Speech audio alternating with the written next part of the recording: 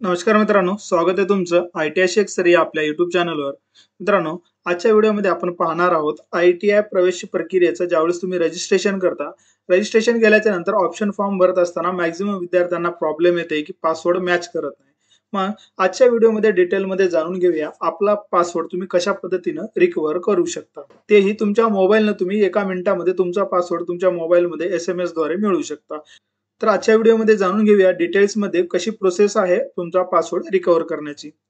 त्या अगोदर चॅनलवर नवीन असाल तर चॅनलला सबस्क्राईब करून बेल आयकॉनला क्लिक करायला विसरू नका, कारण की अशाच प्रकारचे नवीन नवीन अपडेट मी तुमच्यासाठी घेऊन येत असतो. चला तर मग व्हिडिओ स्टार्ट करूया.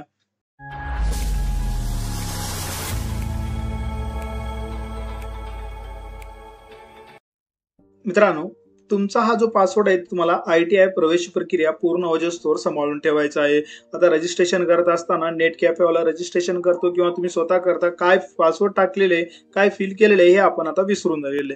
आता आपल्याला ऑप्शन फॉर्म भरायचा आहे. ऑप्शन फॉर्म भरत असताना आपल्याला लॉग इनच होत नाही. त्यासोबत इथून जोपर्यंत आयटीआय प्रवेश प्रक्रिया पूर्ण होत नाही तोपर्यंत तुम्हाला हा पासवर्ड सांभाळून ठेवायचा आहे. आपला रजिस्ट्रेशन नंबर कुठं ना कुठं तरी सेव्ह असतोच, पण आता आपल्याला पासवर्ड जे आहे ते रिकव्हर करण्यासाठी जे आपल्याला फर्स्ट प्रोसेस करायची आहे ती म्हणजे तुम्ही जो काय ब्राउझर वापरता तुमच्या मोबाईलमध्ये गुगलमध्ये सर्च करायचं आहे admission.dvet.gov.in. अशा पद्धतीने सर्च केल्याच्या नंतर जी पहिली वेबसाईट तुमच्या समोर या ठिकाणी आलेली आहे त्याला आपल्याला या ठिकाणी क्लिक करायचं आहे.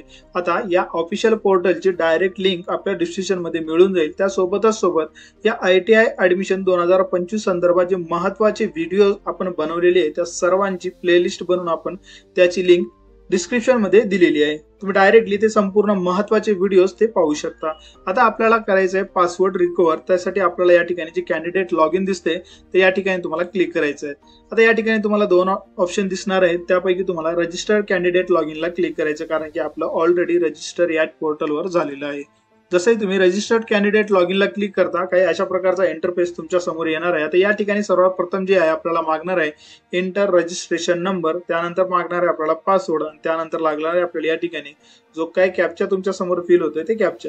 मग अशा पद्धतीने आता या ठिकाणी आपल्याला जो लॉग इन करण्यासाठी पासवर्ड आहे ते मस्ट आहे, म्हणजे ते कंपल्सरी आहे. आपल्याला या ठिकाणी आता रिकव्हर करण्यासाठी जस्ट थोडंसं स्क्रोल डाऊन केलं आपण तर बघा लॉग इन बटनच्या खाली या ठिकाणी पासवर्ड फॉरगेट अशा प्रकारचं एक टॅब देण्यात आलेले आहे. तर जस्ट तुम्हाला या पासवर्ड फॉरगेटला या ठिकाणी क्लिक करायचं आहे.